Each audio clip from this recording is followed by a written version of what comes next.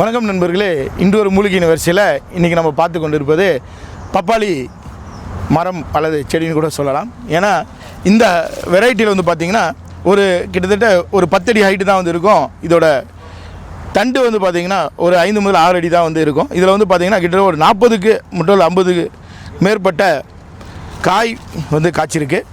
இந்த பப்பாளி வந்து நம்ம நண்பர் வந்து அவரோட தோட்டத்தில் வந்து நிறைய வந்து பயிரிட்டுருக்காரு. சுற்றியும் வந்து பார்த்திங்கன்னா நிறைய பப்பாளி இருக்குது.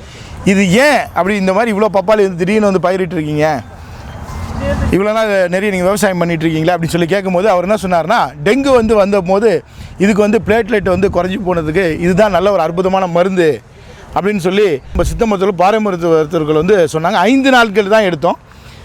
அதாவது 1 மில்லியனுக்கு கீழே போன பிளேட்லெட் கவுண்ட் வந்து ஒரு 5 நாட்கள் எடுத்த உடனே 2 முதல் 3 மில்லியனாக வந்து நல்லா இன்க்ரீஸ் ஆனதை வந்து பார்த்தோம்.